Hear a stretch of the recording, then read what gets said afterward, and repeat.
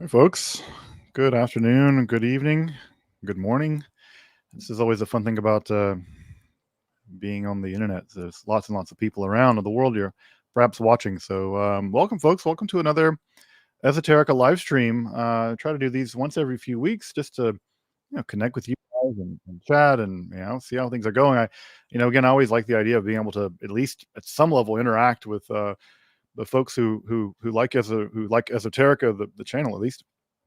And it's always great to be able to jump on these live streams and chat with folks. But yeah, welcome to almost spooky season. I don't know when you might consider the beginning of spooky season. I think I begin to think of it as basically beginning sometime in late September or October. Maybe it begins with the equinox. I don't know, but we're definitely going into spooky season now. I have a bunch of content planned for October, and then I'm going to take a couple weeks off in November, I think.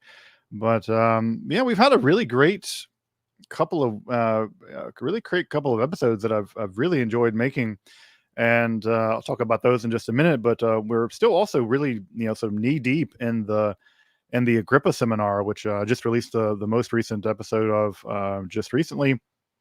And so yeah, we've been really knee deep in the Agrippa seminar, which is I think is going pretty well. I'm having a lot of fun doing it, and that's coming to an end. We'll be wrapping up the Agrippa seminar probably here in the next 3 weeks. I think that there's about 3 more lectures that I'll be giving that'll get us through that.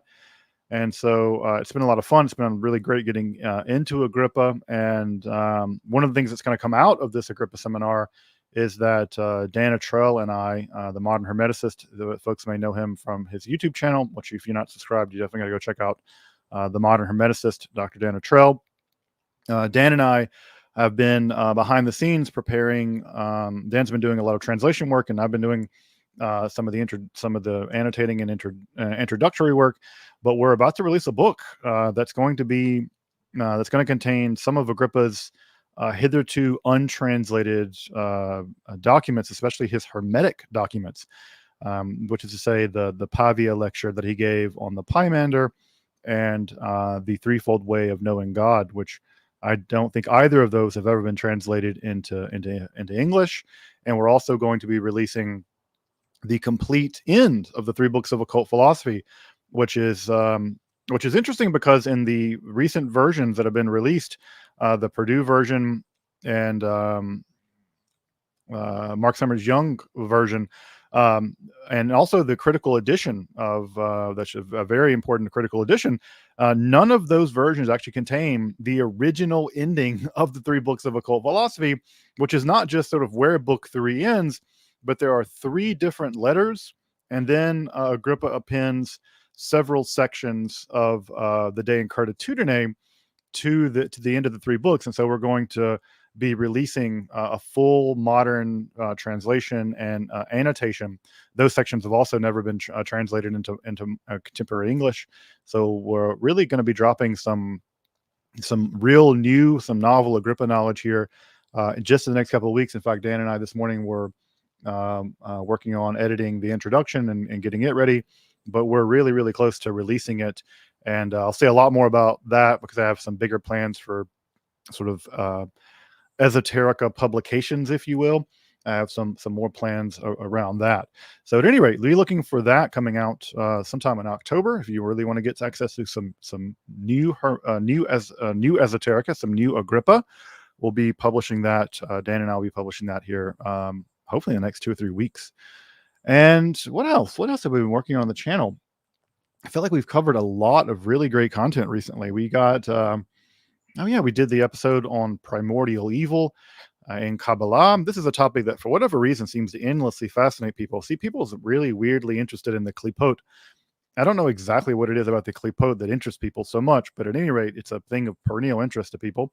And so I was lucky to be able to work with Dr. Angela Pucco, who's a dear friend and colleague, and get into some of the more primordial elements of Kabbalah and show that the Lurianic Kabbalah that we all know and love, that is all downstream of a much older and deeper kinds of thinking about the nature of evil in Kabbalah. And again, I think it's just fascinating stuff, and it was great to be able to dive into some of those earlier Kabbalistic texts on the nature of evil. You got to cover, of course, Agrippa's alleged book on alchemy. I think it was, in fact, written by him. So we got to get into Agrippa's alchemical text, which was a lot of fun. Also, very interesting reading it now that I've spent so much time in Agrippa land. But we got into it.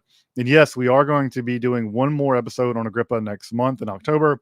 We're going to be covering the so-called fourth book of occult philosophy, which does contain an actual book of Agrippa. That is to say, his book on geomancy. So we'll be taking a look at his book on geomancy and the so-called fourth book of occult philosophy next month as well. Oh, and the other big episode that we covered this last creation cycle was Moloch. We covered this alleged deity. I don't think that it was a deity. I think the scholarship makes a pretty persuasive argument that it was in fact a ritual. Unfortunately, a ritual involving child sacrifice.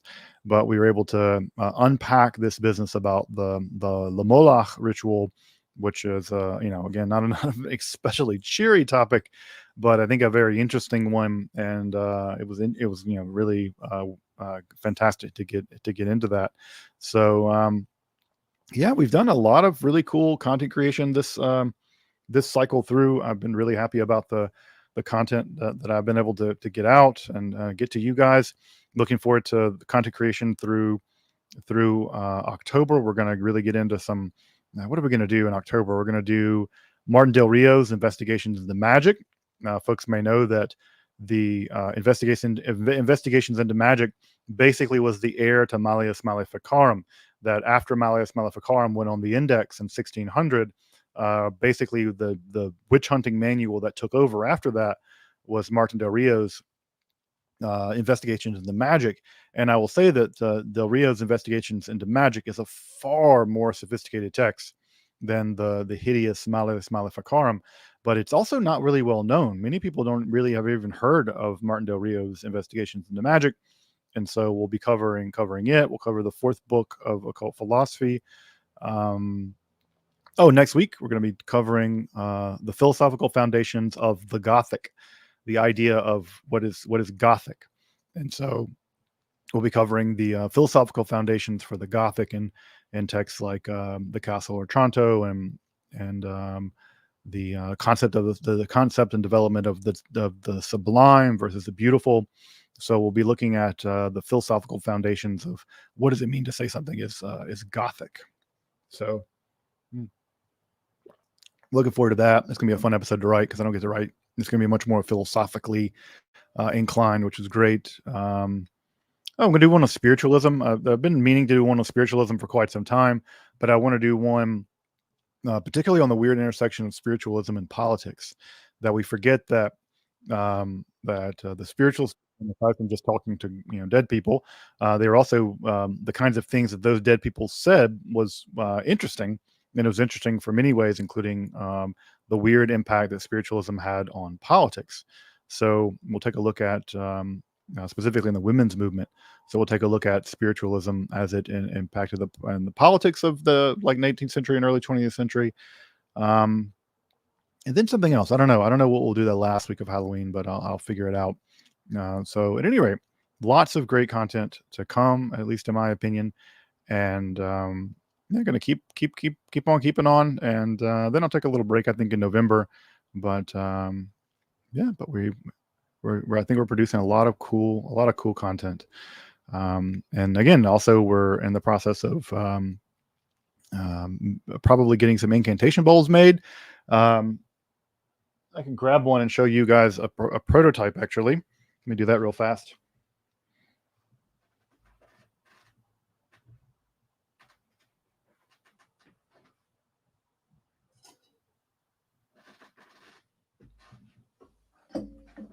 So this is one of the prototypes of the incantation bowls that I'm going to get made. And it's like we're going to be making an all new incantation bowl. You can see Miss Lilith there in the center. You can see the incantation running along the inside, and the incantation is actually written by me or composed by me. It's written in Aramaic, and it is based on incantations that we find actually in the larger corpus of the incantation bowl literature. So I'll be releasing the incantation bowl incantation for free. So if folks want to make their own incantation bowls, they can just use the Aramaic incantation that I did. But also it has the little Lilith um, seal on the back. So this is roughly, they're all going to be slightly different because they're all being handmade. But this is something like we'll be releasing for the incantation bowls here, hopefully sometime in October. So you can get your incantation bowls in October. So I'm looking forward to getting those out as well. It looks like there's a lot of interest in them. They're going to be a little pricey just because that's what you got to pay artists. I mean, people are making stuff. You can't expect them to work for free. And so we'll be rolling those out here, and I'll make a video about those when they come out. So yeah, lots of cool stuff coming out. Agrippa translation, incantation bowls. The absinthe that I've been working on is finally about to be released. We're still dealing with a little bit with trying to get it distributed nationally, but if you're in the Detroit area, it will definitely be available, I think, starting week after next. So the absinthe is going to drop pretty soon. I would show you a picture of the bottle, but I'll put a picture on the bottle in the community tab at some point soon. But yeah, Esoterica branded absinthe is also on the agenda, and hopefully we'll be getting the national distribution sometime in November. So hopefully by November, folks can get it nationally, at least depending on if you're allowed to get it shipped to you. But then after that, or before that, if you want to get it locally, it'll be available at Detroit City Distillery. So more on that too. I'll be making a little video about that as well. All right. Well, let me grab some questions. I'm not going to have a super long amount of time to be on the live today, probably about an hour and 15, maybe an hour and a half. But let me grab some questions. I definitely see some super chats. I want to make sure to get those. Definitely want to get those. Oh yeah, there's a Modern Hermeticists. Me and Dan working on this Agrippa project together. It's been really great working with Dan. He's really a machine, just like in terms of cranking out this Agrippa translation. It's really been a pleasure to work with you, Dan, and I'm looking forward to getting this project out to folks. I think people will really like it. It's a good question from Joshua. Will Eric Purdue be contributing anything to the Agrippa series? I reached out to Eric a few months ago to see if he wanted to come on and guest lecture for things. I didn't hear back from him, but if folks happen to know Eric and want to reach out to him, I'd be more than happy, be an honor to have him on again and talk about the translation or other kinds of materials. So yeah, I really appreciate Eric, really respect him a lot, and yeah, I'd love to have him back on. Hey, Mihai. Also a fantastic scholar. Mihai is just a fantastic guy and a fantastic scholar. You guys should definitely check out his blog and his Patreon, where he's, again, translating grimoires and really doing some of the really deep research that goes into finding and locating and finding and translating medieval books of magic. I support Mihai on Patreon because I think he's doing incredible work, and folks should definitely check out his content too. A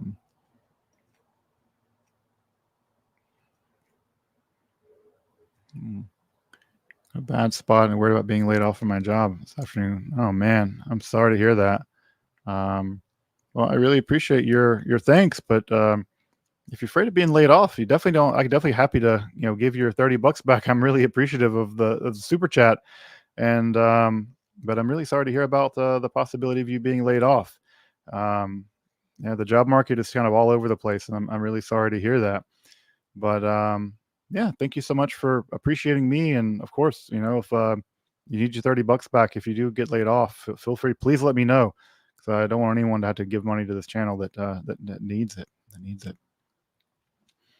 Will we ever get Esoterica hoodies?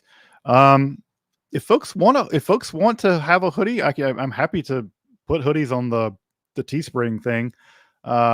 Just let me know if folks are interested in that, and I'll happily put it up and let people know. All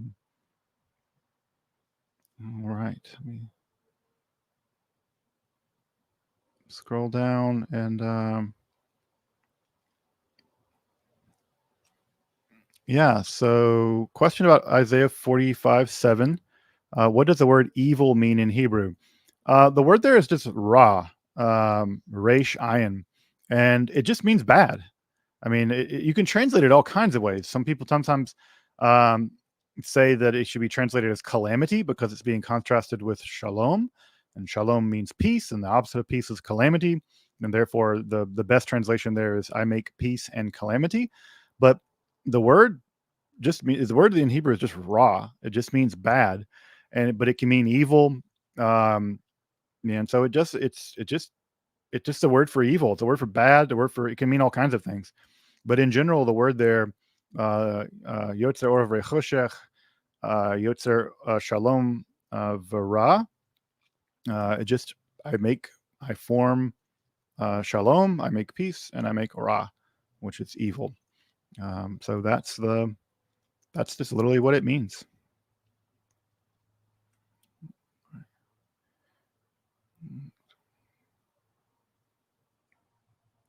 Let's see here. Uh-huh. Why do you think the Aramaic square script overtook Paleo Hebrew when they existed for so long? I think that the main reason why the Aramaic script, the Ashuri script, won out was because it was just the dominant international way of writing Hebrew. And so when you had scribes who were being trained basically as um, in diplomacy, I mean, a lot of the work was, for scribal stuff was not writing literature. Most of the scribal work was economic, administrative, and diplomatic. And because the Ashuri script was just the dominant script in the region, and Aramaic was the dominant language of diplomacy in the region after Akkadian, that was just the way that everyone wrote Aramaic, and because but everyone wrote Aramaic that way, ultimately you can write Hebrew in Aramaic letters, and ultimately the Ashuri Aramaic script just became the one that took over. Also, the Paleo Hebrew script was primarily developed to be carved. That's why it has that kind of runic, angular look to it. It was developed primarily for carving, and the same with runes. And ultimately, I think it came down to the fact that the Paleo Hebrew script was never widely used outside of inscriptions. Basically, it does appear on the Dead Sea Scrolls a little bit, right? They still continue in some Dead Sea Scrolls to write the Tetragrammaton in the in that script.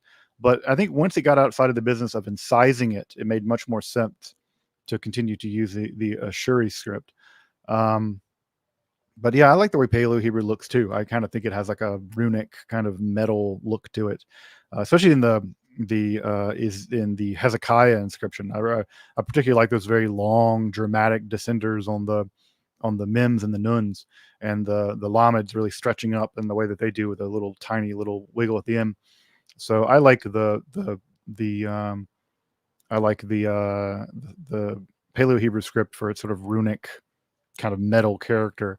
But when you're just writing something very quickly, it's much easier to write the Ashuri script very quickly than it is to write the old Paleo Hebrew.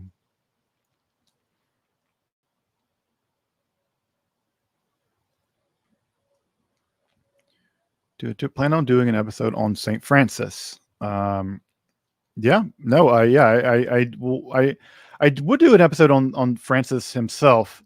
I'd like to do an episode on the spiritual Franciscans. They're a heresy heresy. They're a heresy that doesn't get talked about a whole lot, and so I'd like to do an episode on the spiritual Franciscans. I don't know that I'll do one on Francis himself because there's so much Francis literature out there. Um, but yeah, I'd like to do one on the spiritual Franciscans, who I think are the authentic inheritors at some level of radical Franciscanism. Um, and I also want to do an episode pretty soon. I'm going to do it before the end of the year. I want to do an episode on Bernard of Clairvaux's um, commentary on the Song of Solomon. I want to do that one as well. But yeah, there's a whole bunch of Christian mysticism episodes I want to make. I still need to do an episode on Marguerite Porete to kind of wrap up my Four Apostles series of mostly Bechin spirituality. But yeah, I want to do one on Marguerite Porete. But there's also I want to do one on like people like Beatrice of Nazareth and Gertrude of Hilta. Yeah, there's still lots of relatively obscure, especially women Christian mystics that I want to cover, because how many episodes are there on the internet about Teresa of Avila um, or Francis of Assisi? There's so much content about them, but how many episodes are there out there about Beatrice of Nazareth? Most people never heard of Beatrice of Nazareth. I bet most Catholics have never heard of Beatrice of Nazareth. And so those are the kinds of real esoteric mystics that I want to cover. But yeah, I want to do episodes on the impact that Francis had, because I will say that I do think that Franciscanism in the form of radical apostolic poverty was far more terrifying as a heresy than anything the Gnostics or the Cathars or the Waldensians. In fact, I think the church was only really ever afraid of the Waldensians and the Cathars so much as they existed because of their connection to apostolic poverty. And I think that when the Franciscans really came out, they had to basically cooperate the movement, and then they used that that version of the movement that they co-opted as a weapon against the Cathars, the Waldensians, and other spiritual Franciscans. So, but yeah, I definitely want to do an episode on the spiritual Franciscans.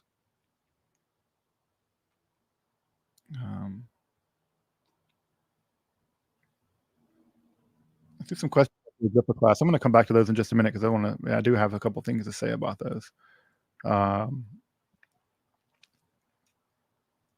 Yep. I watched some of your episodes, and it seems like you don't think communism is a good idea. Could you please say why? I don't think that any form of state socialism that existed in the 20th century worked. I think that any state socialism just didn't work. And so I think that the way that we tried in the 20th century didn't work. And I think that if we're going to be people that are interested in what is living and what is dead, concrete analysis of concrete conditions, as Lenin said, if we're going to be interested in that, we have to be open to new possibilities and new horizons about what we think a socialist system will look like. But I can tell you, I don't want to live in the Soviet Union. I don't think it worked. I don't think that North Korea is working. I don't think any of that worked. And so I think that we need to be thinking more broadly about those topics. But all right. All right, let me grab a couple. The super chats, I'm gonna get back to the other ones. Would you ever consider doing a class on Enochian magic and John Dee like you've been doing recently? Probably. I mean, I probably not. I think I've done a lot of episodes, and I still need to do a few episodes on the John Dee material. We haven't got to the Watchtowers, and we haven't gotten to the later parts of the so-called system of Enochian magic. So there's definitely more stuff in the John Dee material that I want to get to. But I wouldn't probably do a whole class on it, just because I don't think there's enough material there, frankly. I think that I've covered it pretty succinctly, and once I do the stuff on the Watchtowers and the later stuff that goes down in True and Faithful Relation, I think that will basically be, with maybe the exception of some of the stuff in the Dr. Rudd material, that is as far forward in time as I would cover Enochian magic. I wouldn't cover the Golden Dawn version or what Crowley was up to. Not to say that stuff isn't interesting. In fact, I would say the Vision of the Voice is one of my favorite esoteric texts of all time. I think there's an enormous poetry, and it is enormously hauntingly beautiful. The Vision of the Voices. So it's not that I don't think it's interesting. I think it's terribly interesting. It's just not not stuff that I'll probably end up covering. So but I will eventually wrap up the Enochian series. Speaking of the Enochian series, I see in the chat the real OG here, Esoterica Archives. This is Joseph Peterson. I don't know if folks know. I'm sure many of you do. Joseph Peterson is part of the reason why Esoterica exists. A huge part of it. I've been visiting the Esoterica Archives online for the better part of my life, and it is just a foundational resource for the study of Western esotericism. And thanks to people like Joseph Peterson, I've been able to do the work that I've been able to do. And he has a new edition coming out of the John Dee's Books of Mysteries, which I'm extremely excited to get my hands on. And so just another great example where you have these amazing scholars putting out amazing stuff and allowing me to do the work, making it possible for me to do the work that I do. And so looking forward to your new book on John Dee, man. Thank you so much for all the work that you've done over the years to make the tiny, meager amount of work that I do possible. Just really, really grateful for everything you've done. Yeah, let's see here. A couple more super chats. I want to make sure I get them. Hey, Nick. Once again, attempting to bribe Dr. Sledgehammer into broaching him his Greek in order to dive into some Eastern Orthodox mystics. It's just not an area of expertise of mine. I don't know much about the East. My Greek is terrible. I was actually just trying to read something the other day in the Corpus Hermeticum in Greek. And the Greek of the Corpus Hermeticum is bad. It's a mess. And I just realized how bad my Greek has gotten. My Latin has gotten so much better actually because of this channel.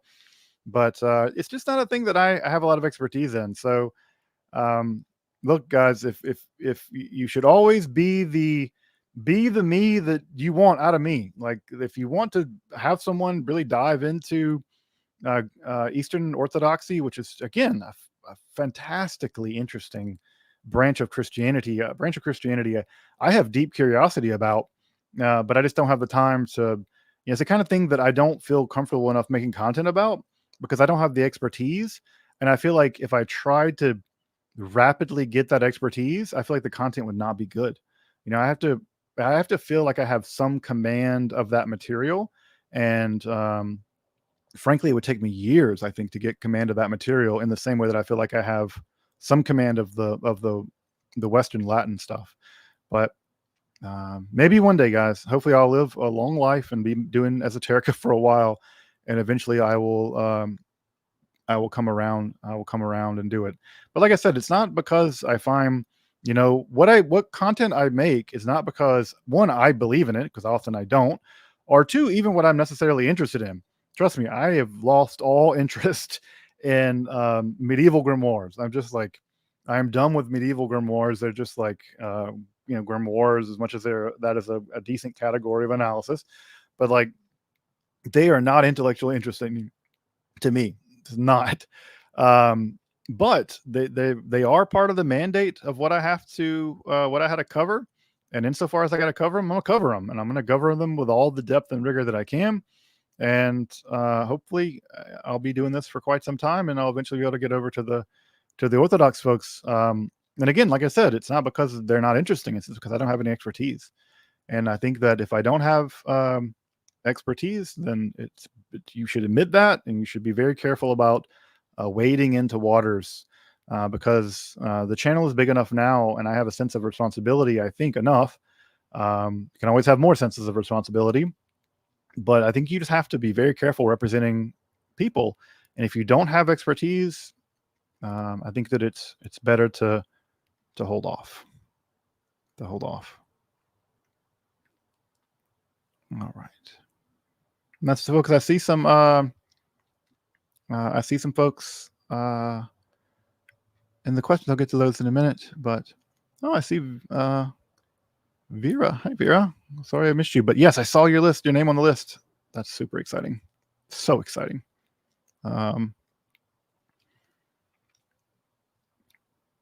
Big fan of the content. Thank you. I'm planning on doing a video on Abraxas. Yeah, I could do a video on Abraxas. This is a topic I was actually talking about with Dr. Kirsten Switzer. So we're supposed to be doing some content at some point soon on the 7th and 8th book of Moses. I can never keep track of which books of Moses they are in the Greek magical papyri. So we're going to do that. But yeah, I would also like to sit down with her and go through the Abraxas material. So yep, yeah, definitely an episode about Abraxas coming up at some point. That's a great topic. All right.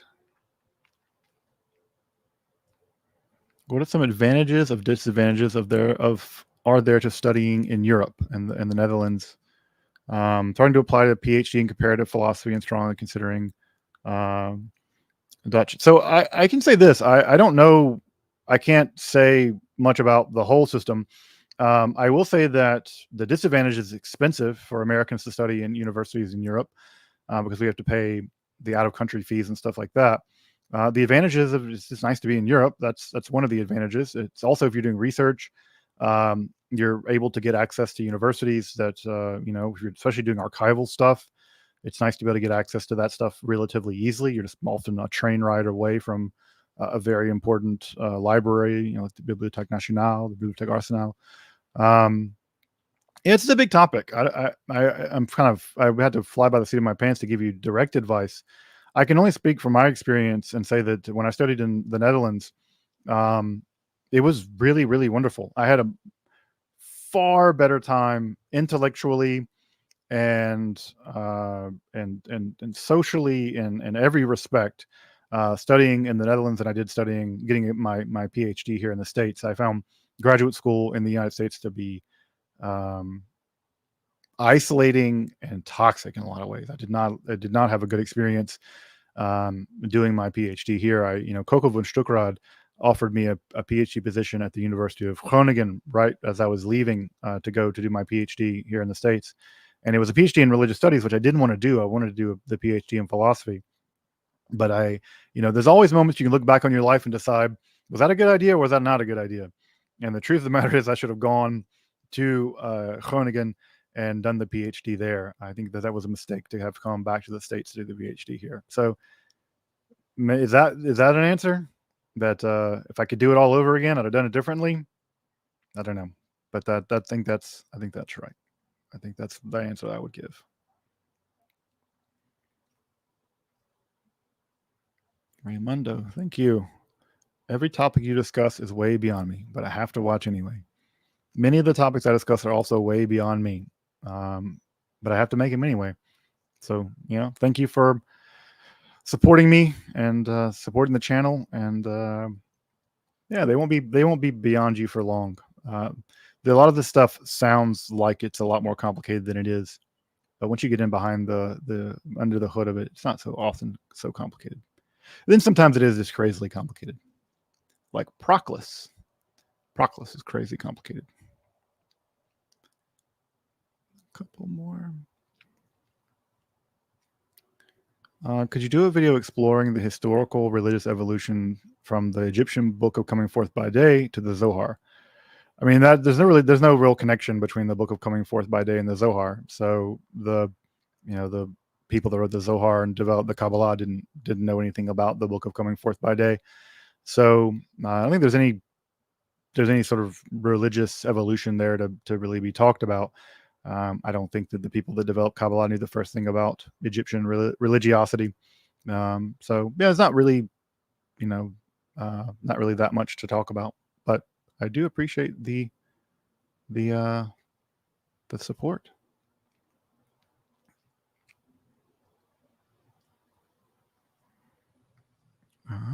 How does it make any sense? How does it make any sense people allowed the loss of the Roman Republic for empire and then the 1st and 2nd century marketplace of ideas for the Dark Ages? I'm not sure. Esmil, I'm not sure exactly. I'm not exactly sure what you mean here.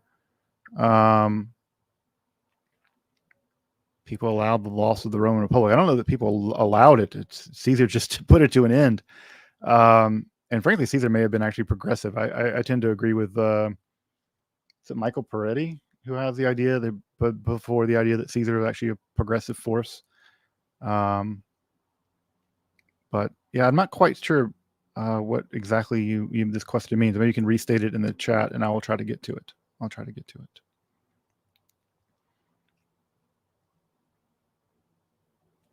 All right.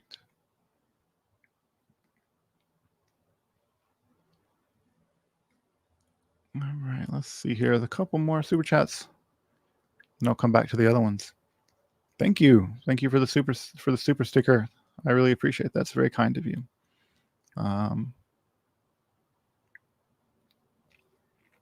It's an easy one. Do you feel as though the Kabbalion is a legitimate Hermetic text?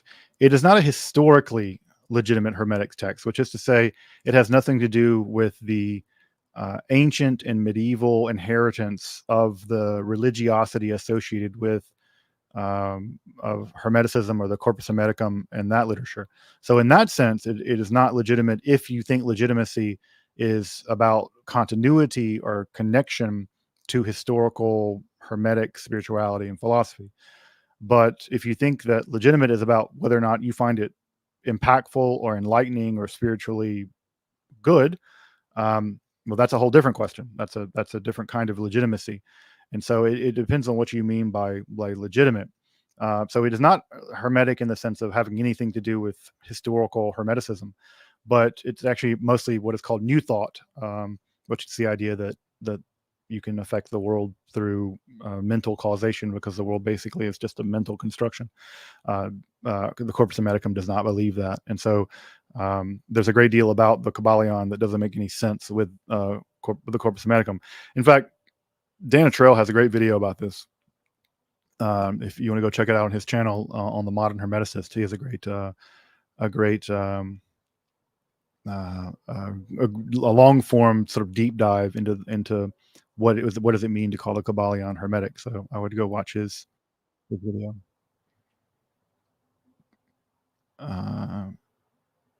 Favorite pre-Socratic philosopher, probably Parmenides. Probably. I am pretty impressed by him.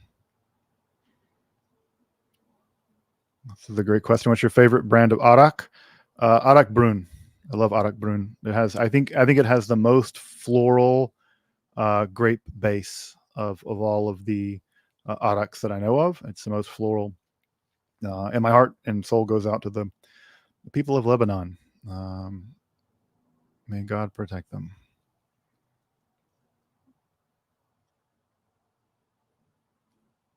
This is a very ominous quote. Wouter is watching you. Professor Hanegraaff, if you're watching me, I'm sorry, you're wasting your time. No, I'm pretty sure Professor Hanegraaff has 10,000 more important things to do than watch me. What a great guy, though. I really have so much admiration for Professor Wouter Hanegraaff. He's just he's just an amazing scholar, and every time I've ever gotten to interact with him, intellectually, academically, personally, he's just always been a very thoughtful, kind, warm, just menschlich dude. So just a titan of a scholar, but also a very thoughtful, kind person. And so it's always been an honor to have known him in the capacities that I have, to have studied under him. You know, he helped me get my first paper published. Just an upstanding. When you again, folks, when you for me, I came from a relatively meager background. I came from a poor working class Mississippi family, and it was learning about scholars like Wouter Hanegraaff, learning from people like Joseph Peterson, Adam McLean. There are so many heroes that I developed, and I don't mean hero in some silly sense, but people I came to admire because they had a breadth of knowledge and a depth of scholarship, and you get to know them, and it also turns out, I've interacted a couple times with Joseph Peterson, mostly through email, and Wouter, I studied with him, got to meet people like Dana Trail and other, Angela Puka, and you just like, not only are these people smart and thoughtful and deep thinkers and great scholars, but they're also just kind, good people. And it's very lucky, I count it as being very lucky that many of the people that I think highly of and have thought highly of for years, that now that I'm interacting with them in many ways, I'm very blessed to say that they're just also kind people. And Professor Hanegraaff is certainly among those people that I have found to be just extremely, extremely kind, and as warm as they are profound scholars. Thank you, Obscura. I wish I could show you some pictures of the bottle. I just literally got them I just literally got them from the distiller. We're bottling on Monday or Tuesday, so I'll put them on the community tab at some point. But I'm looking forward to it as well. It's been a couple years in the making.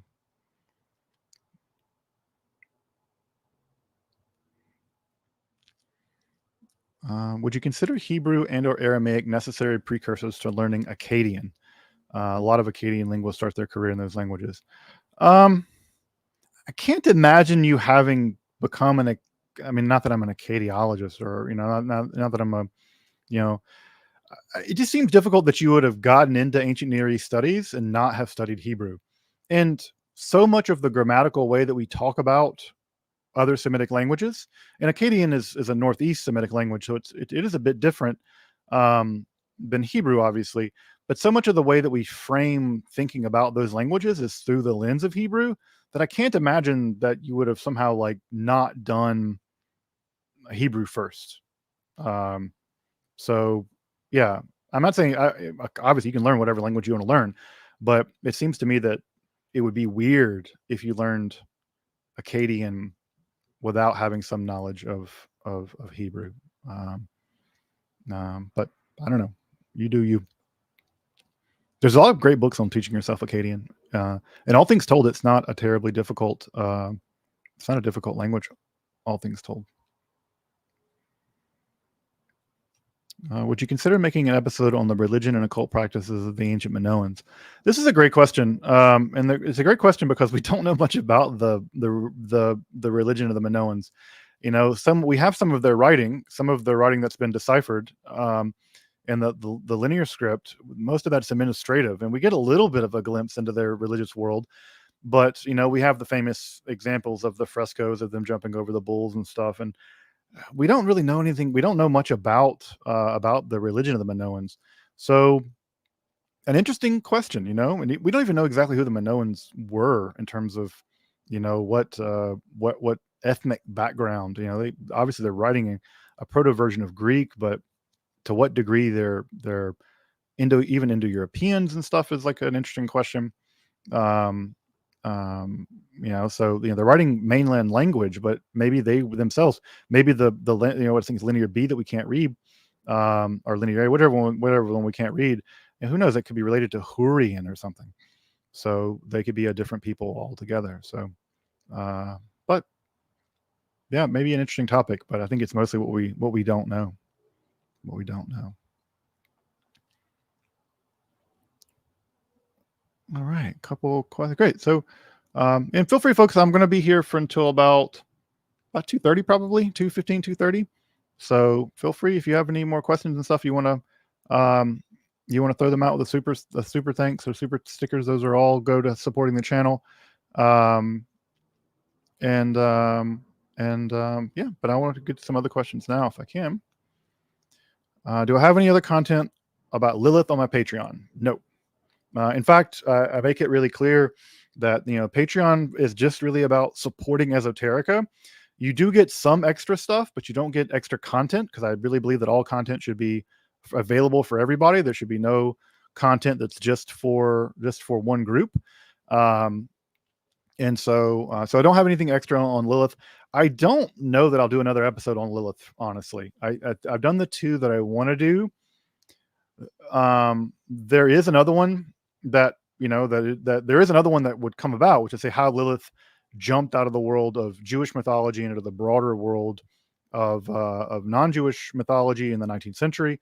But it's a bit outside of the time frame for Esoterica, so I don't know that I'll do that one. Maybe Dr. Puka could do it, but I'm not sure that I would do any specific things about Lilith. I think I might do another episode just on Lilith amulets, because I mentioned Lilith amulets, and there's a bunch of Lilith amulets. And so I might talk about the various technologies for dealing with Lilith, like incantation bowls.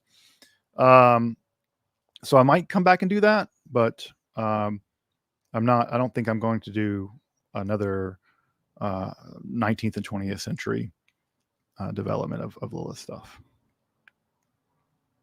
Again, not because she's not interesting, just because it's not really my my thing.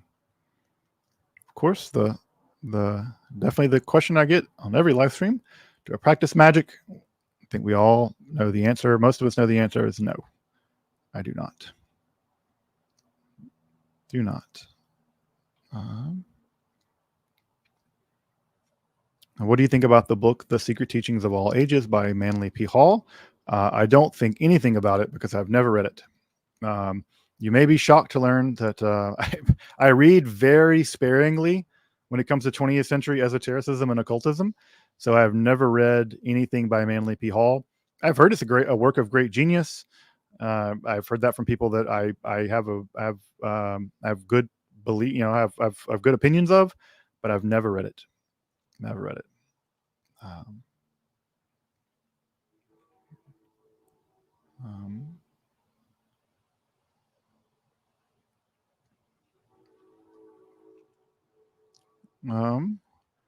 So I've discussed esoteric Christianities on a couple of occasions. Could one view Valentinian Gnosticism as an esoteric Christianity?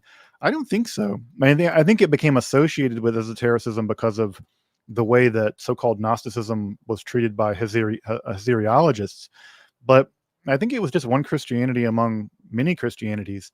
And I think that it's just a case that it was just one. I mean, in fact, Valentinus was competing among the presbyters of the time, and whatever the 180s or so, for becoming a bishop in Rome.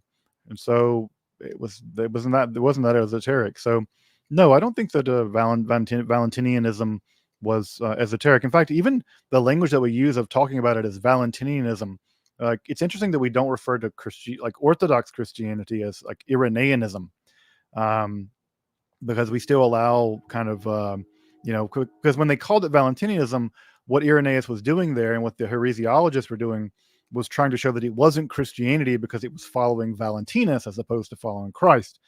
And it's again, we survive in this sort of post heresiological situation that does a lot to like skew how we understand the development of Christianity in general. But the great book for this is David Litwa's book, Found Christianities, that really goes through a lot of these various other Christianities and shows how they developed and stuff like that. It's sort of an answer in some ways to Lost Christianities, the book by Bart Ehrman. All right, grab some more questions.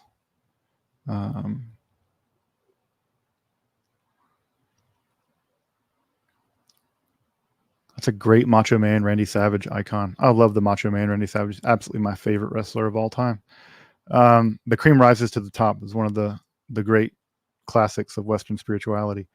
Have I ever seen the 1934 classic The Black Cat with Lugosi and Karloff? I've seen it back when I was really young, and I one of my goals for this Halloween season, spooky season, is to go back and watch a lot of those sort of Universal classic style movies and maybe some Hammer movies and stuff. It's a great recommendation to go back and watch The Black Cat, because I have not watched that stuff since I was like a kid. So yeah, I've seen it, but it's been a long time, and I appreciate the Macho Man Randy Savage thing. Top 5 occult movies. Oh, I don't know. A Dark Song is going to be in there. Like Love Witch is going to be in there. It's like 1960s aesthetics. Ride Out with the Devil, the Dennis Waitley movie is going to be in there. The Craft, the 1990s version of The Craft. I don't know, movies like those are the movies that jump to mind. But there's definitely a lot of other good occult movies. I'm trying to think of any sort of specifically good. It does. I mean, the Seventh Seal, or the Seventh Sign, or whatever, the Johnny Depp, Roman Polanski movie about the occult books is pretty good. Those are the ones that jump to my mind. Should make a list.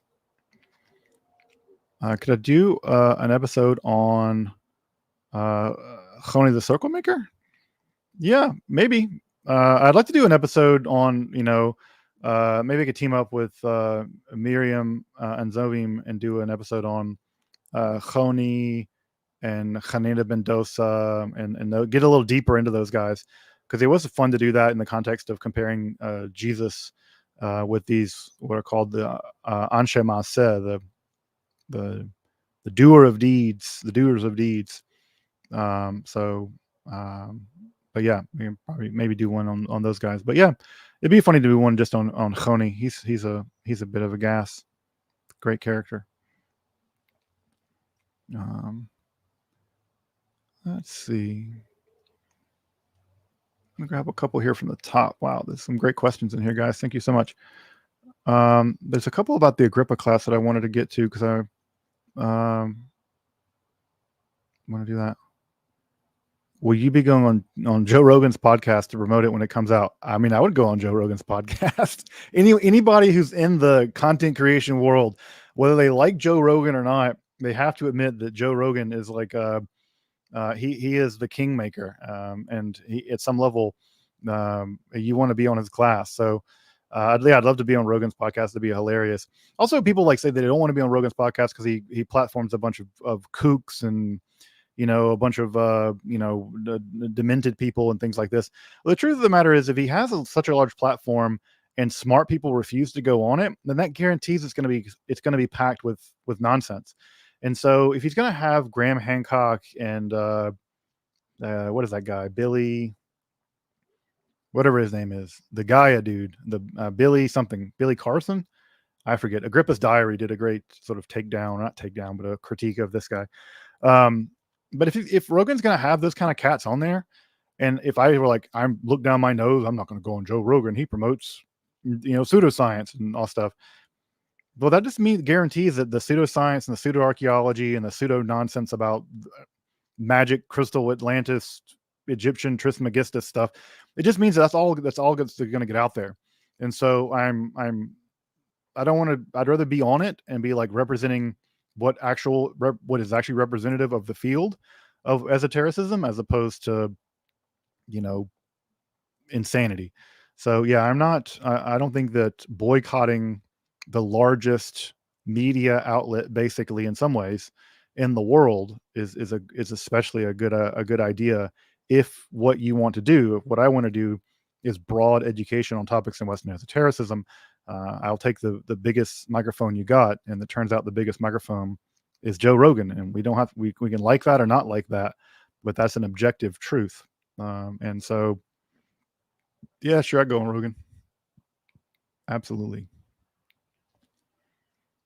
All right. What's the shirt? Should I do a fit check like Dan McClellan? It's Wolves in the Throne Room. Look, see. Yeah, it's I think it's from their newer record. So yeah, it's Wolves in the Throne Room. All right. My shirt is merch, yes, but not merch from me. It's merch from a band I like.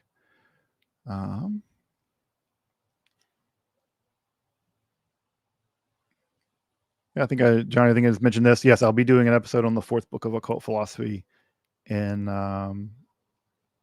October. So did historical alchemists ever get discouraged or give up on alchemy when they didn't see results? Yeah, we definitely see alchemists. I mean, typically what would happen is they wouldn't give up on alchemy. They would give up on things like transmutation. They would go do something else. And there was lots of other things to be done. There was things like try to find a universal solvent. There were things like try to find medicines, and that was a whole different side quest when Paracelsus came along. So yeah, I mean, I think that people became increasingly suspicious about the possibility of metallic transmutation, and people did ultimately abandon that and began to do other lines of research. In fact, you could just say that chemistry, as we know it, is basically what happened when alchemists decided to do other lines of research, because there's no hard and fast distinction between alchemists and chemists. Newman and other folks made this point very, very clear, and that's why they spell chemist they continue spelling it with a Y to indicate that there's a transitional period.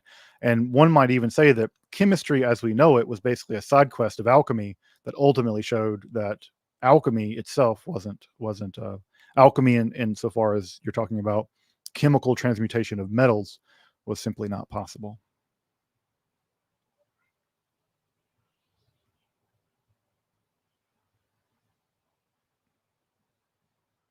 Which esotericists do you think were the most mathematically sophisticated? I mean, Newton? I mean, yeah, Isaac Newton. At least one of them, Newton. But also, Cantor. People forget that, that Cantor and all the set theory and Aleph and all that, Cantor had religious sensibilities. I don't know if you consider them esoteric, but I don't think he totally separated out his mathematical interest from his theological interest. It's true of Gödel too. Kurt Gödel also had deep theological interest. He developed an ontological proof for the existence of God, and that's all the time he was working on incompleteness theorem and all that other stuff. So I don't know. Again, I don't know if I would call them esotericists, but they were certainly esoteric dimensions of famous mathematicians. Kepler too. Kepler was deeply interested in what we might think of as esoteric topics. A couple.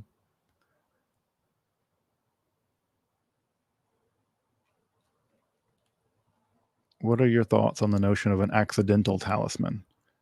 I mean, it seems like to me that insofar as a talisman is just something made at the right moment, given certain kinds of astrological configurations, and sort of, I'm thinking of Thabit ibn Qurra, it seems like you could accidentally a talisman. I mean, it seems like, he does seem to often say that you need to have some kind of intentionality there. But if it is just a case that you've created something with let's say you accidentally, I don't know how you would accidentally pour gold into a mold at a specific time, but maybe I guess mints do it all the time. That some quarters have talismanic powers, other quarters don't have. That seems totally, again, if you follow Thabit, that seems possible at least. It's possible at least. But most magic historically requires some degree of intentionality. Some degree of intentionality. How has Agrippa's works and writings affected the spread of occultism throughout the world, and in what ways? I think that mostly accidentally. I don't think that Agrippa, the 3 books of occult philosophy, had a huge impact after it was printed. I don't think that any aspect, basically, of Agrippa's desire to reform magic had any impact. And that's so much so that even by the time that they print Agrippa's opera Omnia, the printers just shove a bunch of grimoires right alongside the 3 books of occult philosophy, and the very books that he said he hated. He didn't like these books. He thought they were degenerated, bad magic. And so in that way, you can just see out of the gate that Agrippa's desire, and this is Agrippa, Ficino, Pico, Reuchlin, they all had the desire to see a reformed form of magic. And it didn't come to anything. Basically, it didn't come to anything. People continued doing necromancy, and basically necromancy would remain popular, and it's the most popular form of magic now. More people are overwhelmingly reading the Goetia of the Lesser Key of Solomon than they're ever going to read the 3 books of a life by Ficino, because that's pictures and stuff, I suppose. But so in that way, I don't think it had any impact. I think that insofar as it did have an impact, it had an impact primarily in the modern occult world, primarily through its sort of republication and Francis Barrett's Magus. So that's where it sort of re-enters the public imagination. And I think that's really only the sigil magic. I think the sigil magic has had the bigger impact. But Agrippa's, the overall arc of Agrippa's thought, I think it's basically had no impact, or very little impact, which again, you can say whether you like that or not, but I think it's a bit of a pity, but I don't think it had much of an impact.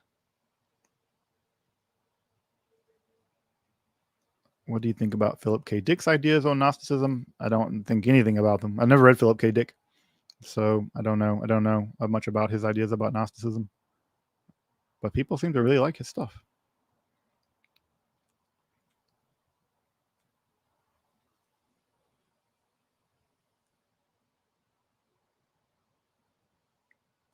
How did the Abrahamic religious movements manage to erase and rewrite divine feminine spirituality? There wasn't, basically, right? There wasn't you have Asherah, and it seems like some Judeans think of Asherah as a consort of Yahweh. Um, but ultimately, she's erased, and she's thrown under the bus. But it was never the case that she was the dominant god. It was always Yahweh in that equation that was the dominant god. But I think that Kabbalah does reintroduce the divine feminine in a very strong way. Christianity does too, in the form of the Virgin Mary. But the Kabbalah definitely reintroduces divine femininity in the form of the Shekhinah. So, um, but that's the kind of the way that it goes. But yeah, I don't know. I don't think that there was a concept of divine femininity. That's a very 20th century sort of feminist and post-feminist idea. I don't think that existed in the Iron Age. I think that gods were people, and male gods were generally the most powerful, and that they had wives because, of course, they did. It was a very heteronormative, family-centric patriarchy, and Yahweh, insofar as Yahweh took over the role of El was married to his consort, and Yahweh was basically inherited the wife. So that's the way that it went from there.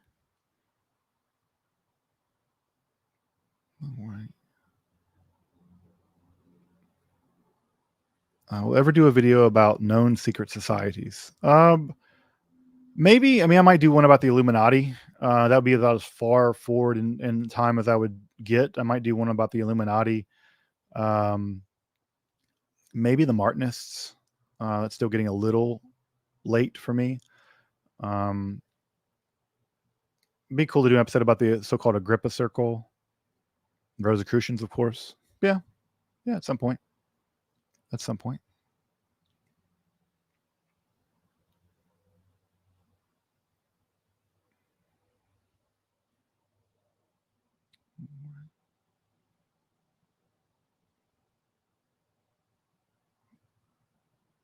Just looking down through here.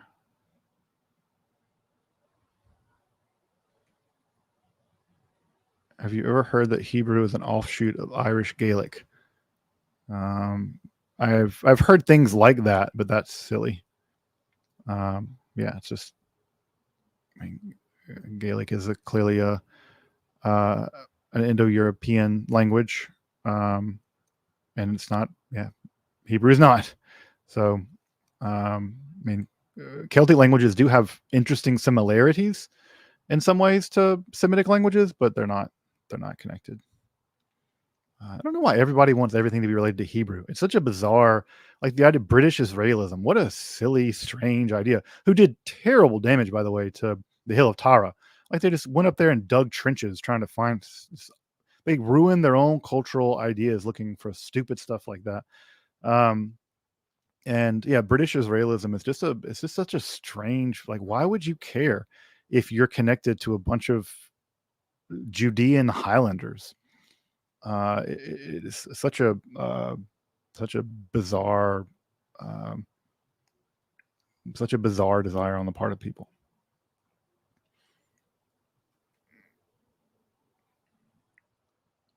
Will I ever do videos on the Chaldean oracles or the stenographia? Yes, and yes, definitely.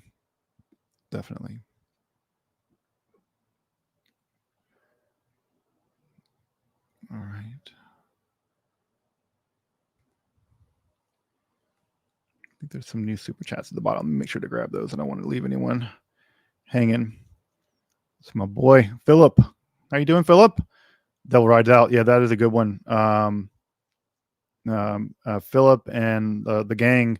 If folks may know this, that Philip and Angela and Andrew and Zevi and I, we have a shared chat. We chat online and hang out. We're trying to figure out our spooky season lineup. So it's going to be a multi-way collab, kind of all doing spooky season stuff. So I'm really looking forward to it. Philip really brings it with such great spooky season episodes. So I'm really looking forward to see what you come up with. So that's going to be great.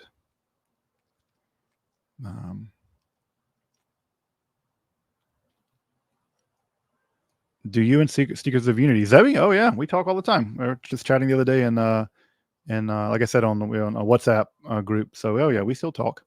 Zebi's out having an adventure in California, I believe, somewhere.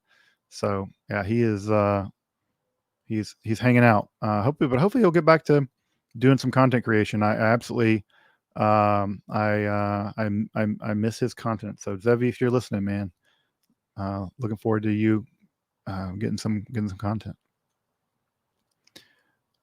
As Yom Kippur approaches, what's your take on the historicity of kaporos with chickens? Kaporos with chickens is a custom among, it's just Haredi Ashkenazim, I think, where they wave a chicken over people as kind of a kaparos, a covering, as part of the Yom Kippur ritual for the expurgation of sins. I don't know what the origin of this ritual is. I think it's a bit barbaric, frankly, and they shouldn't be treating chickens that way. But I don't know what the origin of it is. I'm sure there's a solid explanation of where kaparos comes from. But yeah, there's all kinds of cross-cultural scapegoating, right, where you transfer your sins or sickness or whatever to a non-human animal, and then sacrifice the animal somehow. So I think it is like quite cross-cultural in some ways, but specifically where Haredi people do the chicken thing, I don't know exactly where that comes from. They shouldn't be treating chickens like that. Yeah, Zebral, thank you. Definitely a contributor to the content on the DOP, the 3 books of occult philosophy. Thank you so much for this. Yeah, I'd like to do another episode on Thoth. I don't know what about exactly, but I feel like there's more there. So yeah, I'd like to make that happen. But yeah, appreciate your being there on the channel, and all the great stuff that you also contribute. If you have 375, 404, there's 414 people now. You guys can all email Joe Rogan. Don't do that. Don't bother Joe Rogan. Yeah, don't bother Joe Rogan. If he wants to have me on his podcast, he knows where to find me, or his people, or whatever. So that would be great. That would be hilarious. Don't want to bother Joe Rogan. All right, let me see other kinds of questions. Why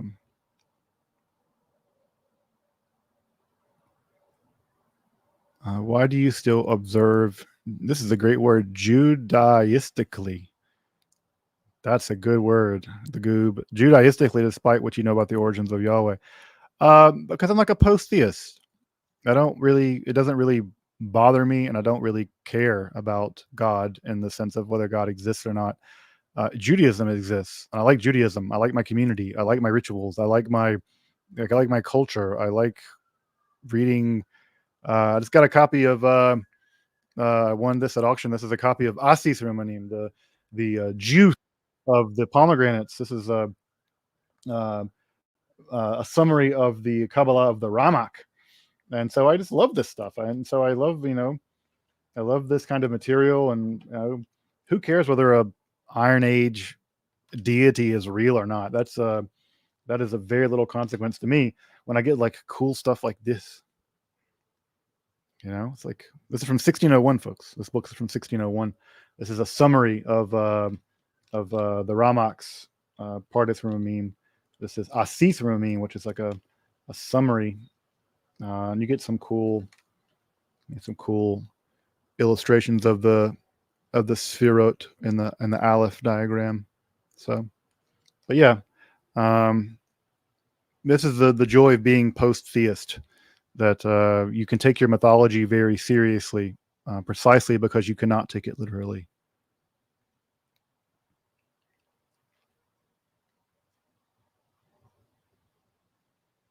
All right. Yeah, I am familiar with ContraPoints. Yes, she's great. Yep, I enjoy ContraPoints a lot. Have I been to Florence? I have. Well, I've been to Florence, Italy, and I've been to Florence, Mississippi. I will say that Florence, Italy was marginally better than Florence, Mississippi. But yes, I have been to Florence, and for folks who know a little bit about, they're doing this Egypt trip. And by the way, we still have a couple of seats left on the Egypt trip. If you want to get on the Egypt trip, please let me know this weekend. But after the Egypt trip is done, and assuming it goes well, one of the things I want to do is start thinking about other places where we can do Esoterica stuff. And one of the other places where we want to do Esoterica stuff is in Italy. And obviously, the go-to Italian on my Rolodex is Dr. Angela Pucca. And so Angela and I have been at least putting out the idea that in 2026 we might do a trip that would be sort of a Naples, Rome, Florence trip about esotericism in Italy. So that might be coming down the pike, but again, that's a little far off, and we're going to have to see how that will all work together. But hopefully, we can make that work out. Let's see if we can get it to work out. Thank you, Julie. Well, you're right. It is a futurist coffee. Coffee is getting expensive, but I really appreciate it. It's very kind of you. Thank you.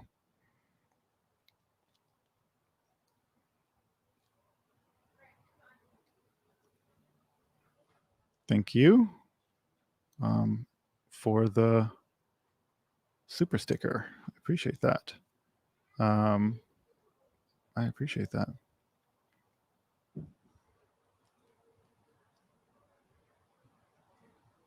This is the best comment. I would have to transition to being a woman, and I don't think I want to do that. But it would be funny to be Sister Sledge. I think there's already been a Sister Sledge, and I think she would be better at being Sister Sledge than I could be. So don't come at the Queen, and don't come at the Queen, because you might miss, and I don't want to do that. Will I ever cover Chinese Esoterica? Probably not, just because I don't know anything about Chinese Esoterica. I don't read Middle Chinese. I don't really have the background to be able to do that work.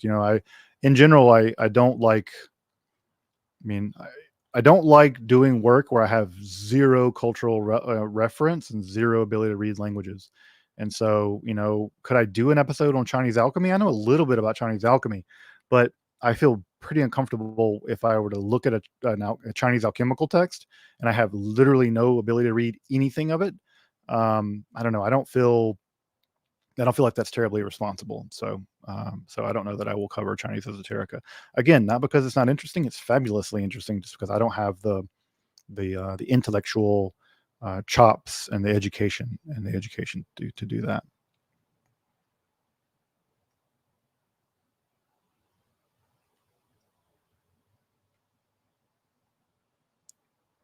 All right. Have you ever been interested to attack Evola?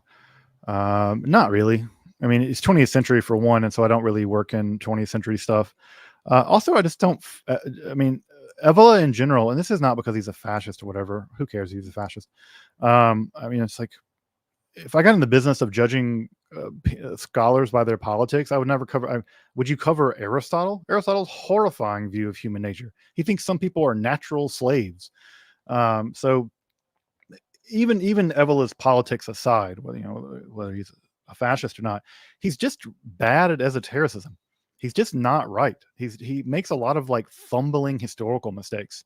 So in a sense, he's not interesting, not because he's not, because his kind of esotericism is just sort of I think very way off base. It's just like wrong in a lot of ways. So he's just very uninteresting to me for those reasons. And so I wouldn't cover him, mostly because I don't cover 20th century stuff, but also I find him intellectually uninteresting. I think that there are far more interesting people in the 20th century who I think are just intellectually deeper. I mean, Rene Guion is, I think, a much more intellectually interesting character. So yeah, I think there are other people who are far more interesting in that way than that. Yes, I have been reading about Dean Radin's updates on the sigil experiment, and I'll take it as seriously as it is published in a peer-reviewed scientific journal. So,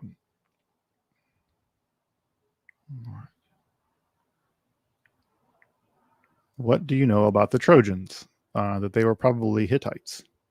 I think it's Walusa, right? Was that the Hittite city that was probably Troy? Was Walusa? I think that's right. I could be wrong about that. Yeah, but they were Hittites. What's your favorite and or some of your favorite grimoires? What if I told you I don't like grimoires? I don't find. I'll cover them because I think they're an important part of this whole story.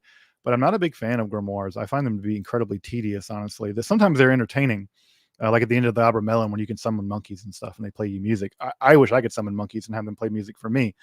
Um, but I don't find grimoires terribly intellectually interesting. If I had to pick one, um, that'd be the Ars Notoria. I think the Ars Notoria would be my favorite in terms of a grimoire. But again, what does this category mean? Medieval books of magic. And when I think of them, I think of my favorite is the Ars Notoria would be my favorite.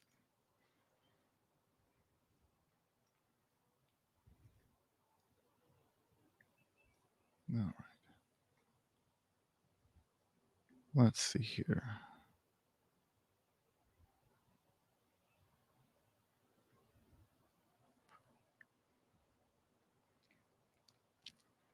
Would you consider all this a commercial or nonprofit enterprise? I mean, it's definitely not it's definitely not nonprofit in the sense that I'm not a 501c3 or whatever the numbers are. It's a business. It's a business. Now, it's a business that I try to run as ethically and as transparently as possible, providing what I think are as quality product education in a way that I think is morally sound.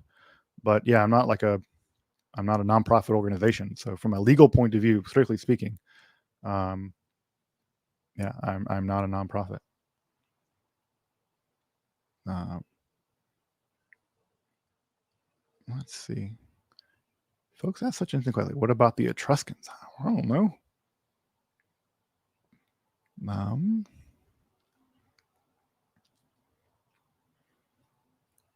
am I going to make a video on Indian esoterics? Probably not. No, I don't have any background in tantra, or I don't have a knowledge of reading Sanskrit and stuff like that, or very little reading Sanskrit. Yeah, I think I got up to like learning some of the basics of like Sundhi, and man, Sanskrit's hard, and like Sundhi rules are just like the most complicated rules of just it drove me. It was like so difficult. So, but no, I don't know that I'll be making any episodes about Indian esoteric traditions because I just don't have I don't have the background.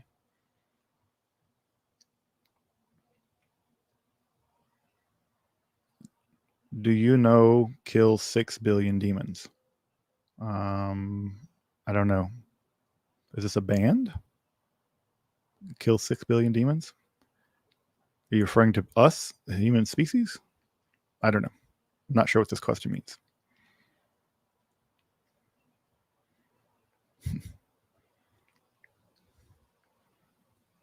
Well, it's okay. Philip's giving the opposite. Please bother Joe Rogan. Don't bother people on the internet. That's not true. There are some people that I would want people to bother, but I'm not going to. Suggesting people brigade people is terrible internet politics. If you weren't doing this, what other job and expertise would you possibly do if not this? If I weren't doing YouTube, I'd probably just be teaching adjunct in the slaving away in the mines of academia. If I weren't doing that, I could probably be a pretty decent distiller. I have a background in distillation, and so I'm pretty good at distilling things. I could work in the book trade, which I do already. I deal in antiquarian books, so I could work in the book market. I don't know. I imagine I could do a lot of different stuff, but I'm lucky that I get to do this. So this is I'm very lucky in that this is kind of my gig for now. And who knows what I'd also do. I don't know. I could lead tours in countries or something. I don't know. Yeah, this is a great question about the House of Life. Yeah, I'm going to do a video at some point, although it's not terribly esoteric, frankly. I want to do a video on ancient Near East scribal practices, because I think the connection between language and magic is so pervasive that we often think about language we imagine basically that people learn language the way that we learn it now. Is to say, like, we all go to kindergarten and first grade, and my eldest is now like getting good at reading now, and they have this new thing where they tap their arm to do sight words, and it's like, where do they learn to do that? That's weird. But anyway, I want to do an episode about language acquisition, not sort of human language acquisition, but how ancient people acquired written language, especially, and the relationship of humans to written language in the ancient Near East is a significantly different relationship than the way that we access it now and relate to it now. So I want to do an episode on that. So yeah, definitely something about scribes and scribal milieu is something I want to do. Do I have a cat? I don't have a cat. We do have a dog. Her name is Mississippi, and she is a pit bull. She's a sweet dog.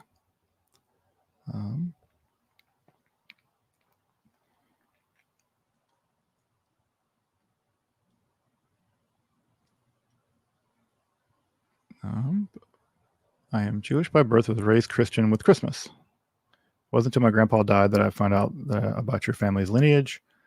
How do you come to the faith as an outsider? You should consult a local rabbi. I am not a rabbi, so I'm not gonna.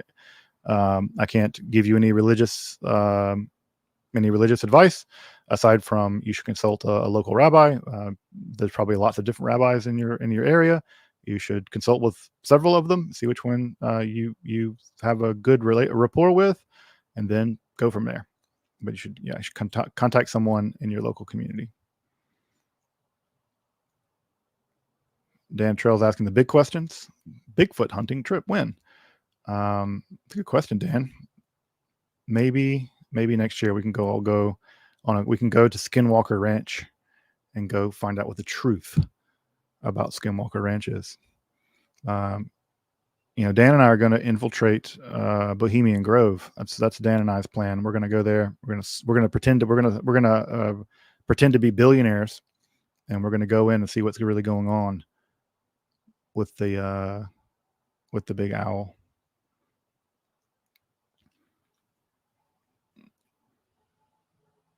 What do you think the world would look like today if Constantine converted to the Gnostic stream of Christianity? I mean, I think it would look the same. I think that those are just Christianity. I think that he would have, if he converted to Marcianism or Valentinianism, or I think that it would have looked pretty much the same. I don't think that.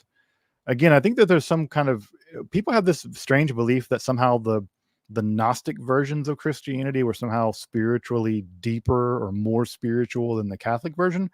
And that's just objectively not true. There's incredible depth to Catholic Christianity.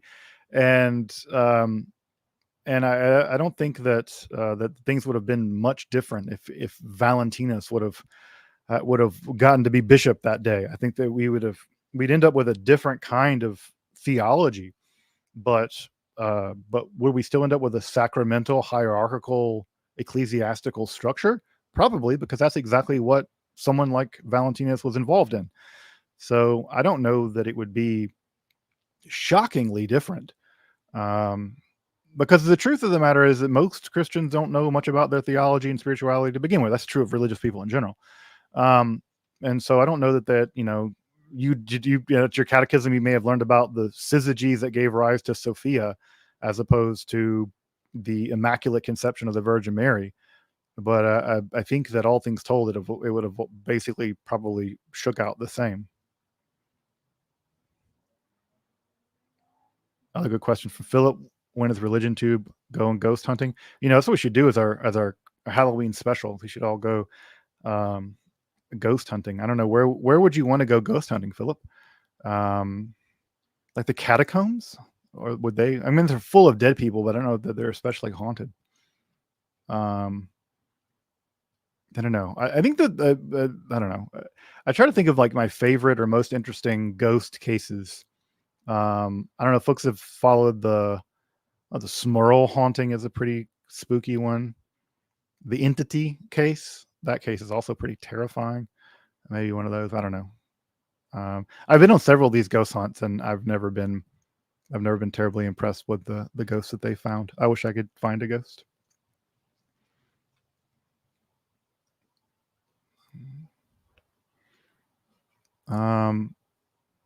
Yeah, I probably no, I won't. I won't ever. Probably, I probably won't ever cover Wicca because it's just too new. Wicca, despite the claims that it is, the oldest religion in the world or whatever, Wicca is basically an off branch in some ways of um, of Thelema in some ways. I mean, I know that would be a controversial thing to say to some Wiccans, but it's sort of an off branch of Thelema and that milieu really, and it's a 20th century religion. So it's so new that it's well beyond the horizon of the 18th century, which is typically where I tend to hang out prior to that. Um,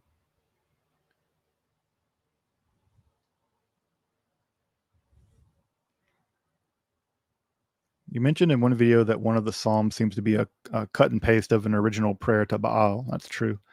Um, what do we know about the Canaanite counterparts of the Hebrew Bible?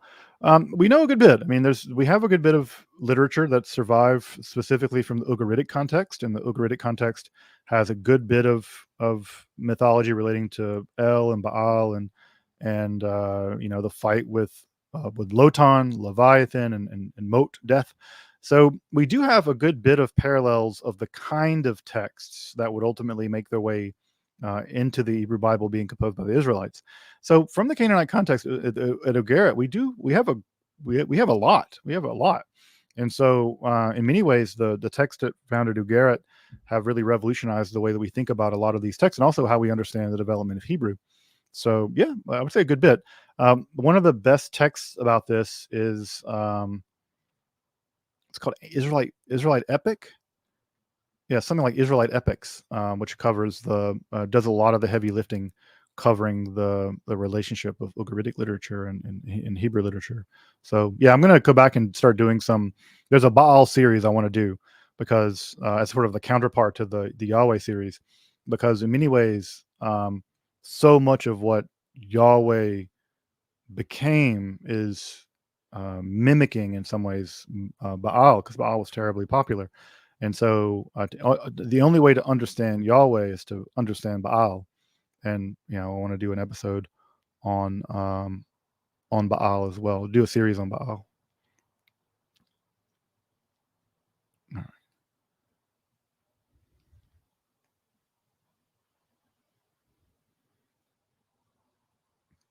Was you saying I don't have the intellectual chops for Chinese esoterics and upon chopsticks? No, I'm not that clever. I'm definitely not that clever. Um, I hate that you gave a no face kill. I hate that you gave a super chat for this because I answered it earlier. But no, I've never read any of Manly P. Hall's books, and I don't think I've ever listened to any of his lectures. And if I do, I don't remember them. So yeah, I am very ignorant when it comes to Manly P. Hall.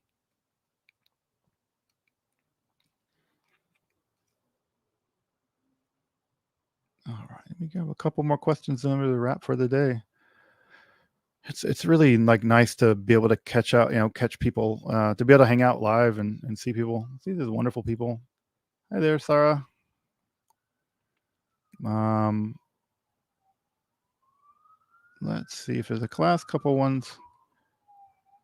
Um, do you have any plans for going on more episodes of Alex O'Connor's podcast? I don't know that we have anything definitely planned, but Alex and I get along really nicely, and he's a great guy. So yeah, I don't know what will be the next episode that we do together, but I'm sure we have something that we could talk about. But absolutely, it's a lot of fun. Alex is um, I'll say Alex is a person who has a great depth of character, incredibly intelligent, and really prepares for these podcasts in a way that a lot of other podcasters I see don't. He's had great success because of that, and so I'm very I'm very impressed with him. He's again, you look at some of the younger people sort of on the podcast circuit, doing content creation. I think I'm excited that he is in the thing. Um,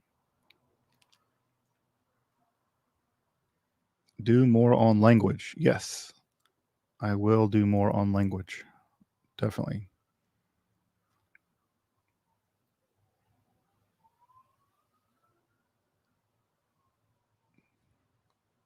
Thumbs up. Thank you. I appreciate that. All right. Do you have a question you haven't found an answer to? Most of the big questions that I have about life, I do not have answers to. Yes, most questions I don't have answer to. Ooh, that's a good idea. Do some ghost hunting in the Valley of Hinnom. That'd be fun.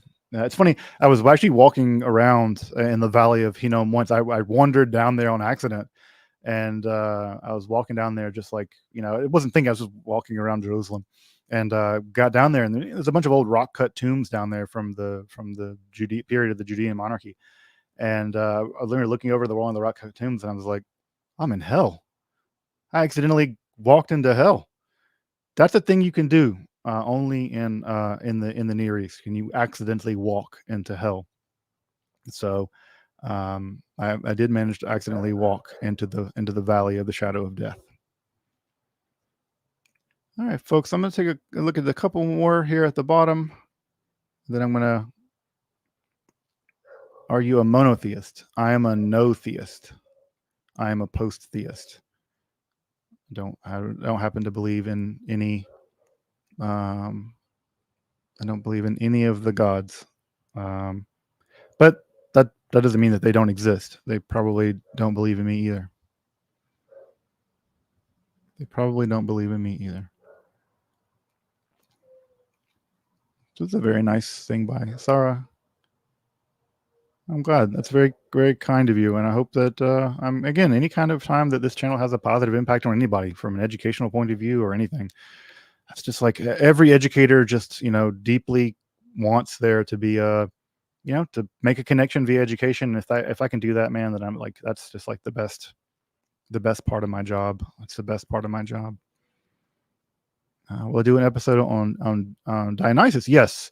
Someone who's done really great work popularizing how important Dionysus is Gnostic informant Neil. Neil's a great guy. I haven't had the chance to talk to Neil in a while, but I think Neil's really onto something about, he's really gone down sort of a deep dive on Dionysus, and so I think that Neil is definitely onto something, and I'm glad that he's doing the work that he does.